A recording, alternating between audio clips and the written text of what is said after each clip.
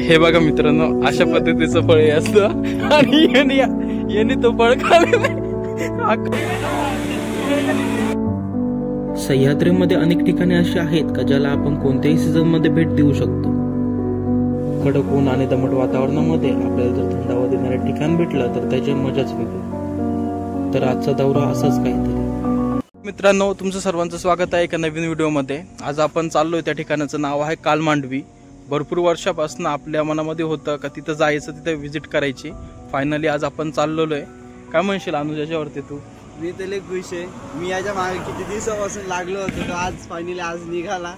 आज कुठला मुहूर्त लागला त्याला काय माहिती. अशा पद्धतीने आज आपण कालमांडवीला चाललेलो आहे. सध्या आपण थोडंसं 35-40 किलोमीटर अंतराच्या पाठीमागे थांबलोय. आता थोडंसं वेट केलं कारण की आपली गाडी आता आपण गाडी आणली ती आहे सिटी 100. त्याच्यामुळे हिट झालेली, त्याच्यामुळे थोडं टाइम थांबलोय. थोड्या वेळ इथेच थांबून या निसर्गाचा आस्वाद घेतला आणि आता इथनं आपण निघू थोडं आणि नंतर डायरेक्ट तुम्हाला भेटूया तिथे. रस्त्यात जातच होतो तेवढ्यात आपल्याला हे चित्र दिसले. अशाच पद्धतीचे काही चित्र आम्ही पिठोरी अमावस्येच्या वेळेस भिंतीवरती काढत असतो. या चित्रशैलीला वारली चित्रकला म्हणून ओळखले जाते. या चित्रांचं जर तुम्ही व्यवस्थित निरीक्षण केलं तर तुम्हाला तेथील संस्कृतीबद्दल माहिती मिळेल. तर मित्रांनो, तुम्ही कधी सह्याद्रीत फिरायला आले तर तुम्हाला हे असं रानमावा खायला भेटेल. याला म्हणतो आपण करवंद. इकडे करवंद म्हटलं, आता तुमच्याकडे काय म्हणता माहीत नाही, पण हे खायला खूप गोड लागतं. अशा पद्धतीचं हे करवंद असतात. तर सह्याद्रीत अशा खूप काही गोष्टी आहेत ज्या काय आपल्याला माहीत नाही किंवा ज्या काय आपण अनुभवत नाही. अशा अनेक गोष्टी असतील त्याबद्दल आपल्याला कमी माहिती आहे. जी माहिती आहे त्याचा आपण पुरेपूर उपयोग करतोय सध्या. लगेच खातोय. सध्या तो उभी लागलाय करवंद गोळा करायला, पिशवी शोधतोय इथे, कारण की खूप झाड आहेत. जर तुम्ही बघितलं पूर्ण रस्त्यामध्ये खूप झाड भेटले आम्हाला.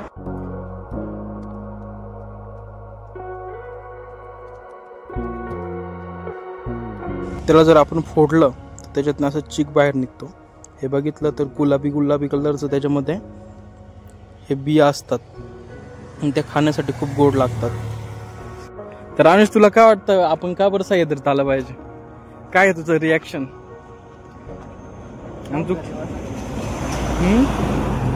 काहीच रिॲक्शन नाही. No reaction. याला स्क्रिप्ट दिली होती मी, पाठ करता नाही आली. आपण याच्यासाठी आलो पाहिजे, फिरायला पाहिजे, खायसाठी.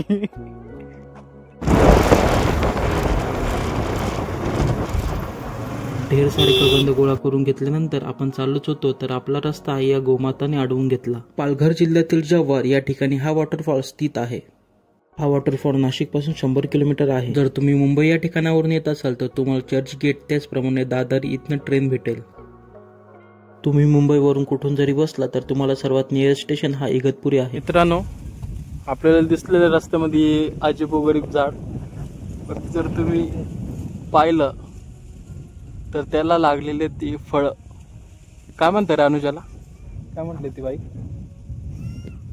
खजूर. खजूर पाडण्याचा प्रयत्न करतोय आणि हा माझ्याच डोक्यामध्ये आता दगड घातला होता यांनी एवढ्यामध्ये. जर इथं पाहिलं खजुराचं झाड आहे आणि ते समोर जर तुम्हाला दिसतंय ते ताडीचं झाड आहे. त्याच्यापासून ताडगोळे किंवा ताडी पाडली जाते. हे बघा मित्रांनो, अशा पद्धतीचं फळ हे असतं आणि यांनी तो फळ खाल्लेला. हा कच्चा आहे आणि हा खूप तुरट असतो. हा जेव्हा पिकतो तेव्हा याचा कलर लाल होतो आणि पिकल्यानंतर हा खूप गोड लागतो. पण आता सध्या एकदम तुरट असेल का रे? यांनी कच्चाच खाल्लेला आहे. आणि तो समोर जो दिसतोय तो तुम्हाला म्हटल्याप्रमाणे तो ताडीचं झाड आहे.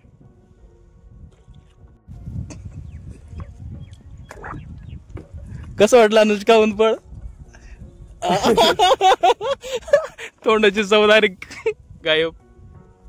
आता एकदम दाबून भूक लागलेली होती आणि सोबत डब्बाही आणलेला नव्हता, म्हणून या हॉटेलमध्ये थांबलो.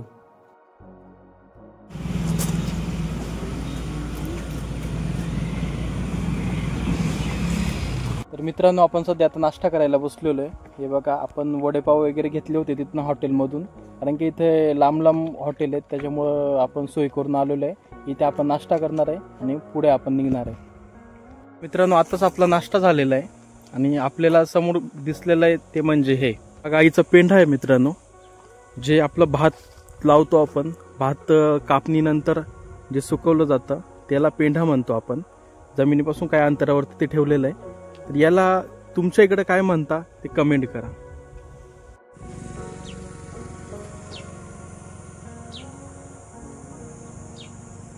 तब्बल 3.5 तासाच्या प्रवासाने आपण कालमांडवीला येऊन पोहोचलो. इथे एंट्री फी आणि पार्किंग फी देऊन आपण पुढे निघालो. जे स्टेप आहे इथनं तुम्ही जर खाली गेले तर तुम्ही सरळ कालमांडीवरती पोचाल. इथनं जर बघितलं, इथनं स्टार्टिंग आहे पूर्ण. हीच रिव्हर असा हळूहळू पुढे पुढे जाते आणि तिथे ते धबधबे आहेत.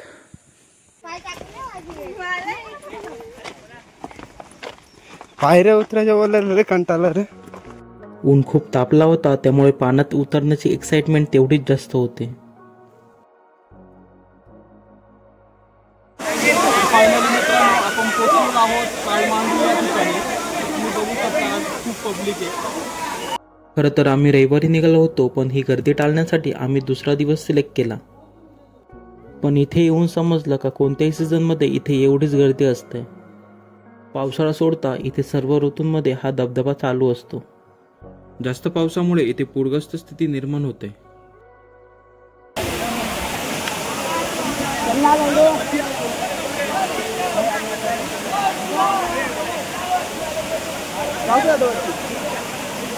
हा जाय. उडी टाकताना कशी टाकतील? उभी टाक, आडवी नको टाकू. तो दादांच्या हातामध्ये रस्सी आहे. समजा किंवा पुढत असेल तर त्याला रस्सी फेकून ते बाहेर ओढून घेतात.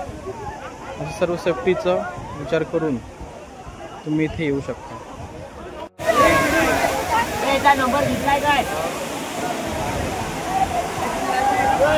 खरं तर इथे येण्यासाठी आम्ही दोघे खूप एक्साइटेड होतो. जर तुम्ही इथे येणार असाल तर ही सेफ्टी घेण्यासाठी विसरू नका. आम्हाला पोहता येत होतं तर देखील आम्ही ही सेफ्टी घेतली. याची कॉस्ट आम्हाला 100 रुपये पर पर्सन एवढी पडली. एकीकडे उडी मारताना घाबरताना मी आणि दुसरीकडे हे बघून एक कॉन्फिडन्स आला.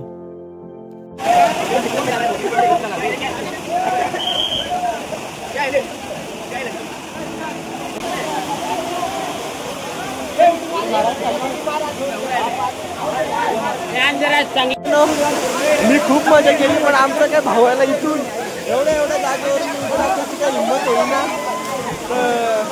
मला तुम्ही सपोर्ट करा थोडा. तुमची सपोर्ट करा, तरी उडी टाकत नाही, मी टाकते दबादब. तुला कसं वाटतं अनुज आता? मित्रांनो, माझं सध्या ना आता पळून देऊन झाले, पण अजून मन काय भरलेलं नाही. हे जर सेफ्टी नसते ना आपल्याला, आपण पाण्यात बुडला असतो. कारण का पाण्याची एवढी खोली का माझी ते फुटीवरून उड्या टाकले ना तरी पाय काय तलाला पोचत नाही माझी. पण तरी माझी एन्जॉय झालाय, खूप एन्जॉय केलाय. सेफ्टी काय, सेफ्टीच्या मुळे तुम्ही आला ही सेफ्टी नक्की घ्या. कारण का नो रिक्स, आपला जीव महत्वाचं आहे. हे घेतल्याशिवाय तुम्ही उचलू नका. याचा रेट फक्त 100 रुपये तुम्हाला.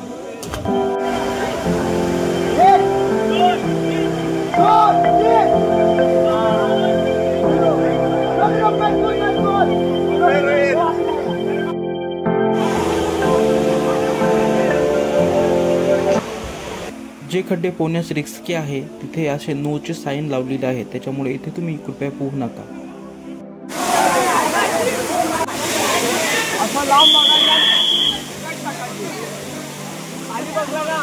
या भाऊनी चुकीची उडी मारलेली आहे, छातीवरती उडी मारली त्यांनी, त्याच्यामुळे त्याला खूप लागला असेल जोरात. त्याच्यामुळे उडी मारताना शक्यतो जपून उडी मारा, कारण की ते जेवढं वाटतं तेवढं सोपं नाही येते. बरोबर, मग ते छातीवरती पडता. हा,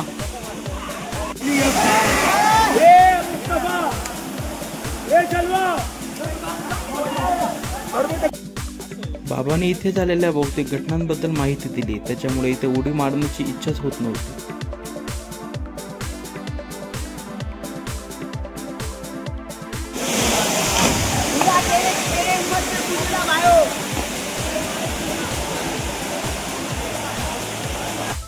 भाऊ आपला वरती गेलेला आहे, पण त्याचं काही इच्छा होत नाही उडी टाकायची, कारण की भरपूर खोल आहे, 80 फूट खोल आहे. परत उभा राहिला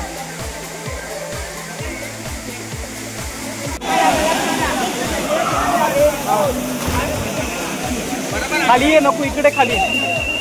भावाला उडी मारायला भीती वाटत असल्याने मी त्याला खाली बोलून घेतलं.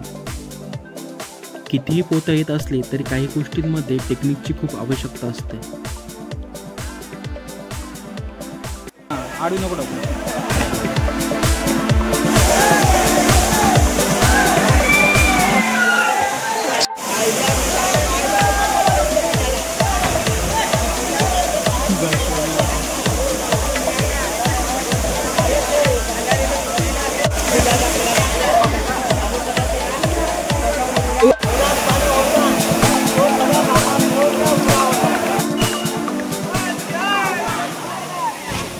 एक गोष्ट बाकी तुम्हाला नक्की सांगेन, जर तुम्ही इथे येण्याच्या प्लॅनिंगमध्ये असाल तर तुम्ही नक्की इथे एकदा भेट द्या.